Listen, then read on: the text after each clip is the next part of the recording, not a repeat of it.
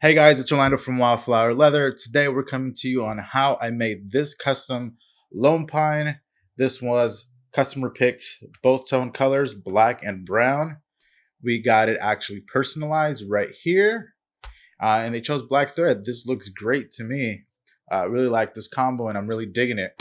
What options would you guys pick? Down below, I actually have this available on the site. If you'd like to order it, you can custom make it just how you want it.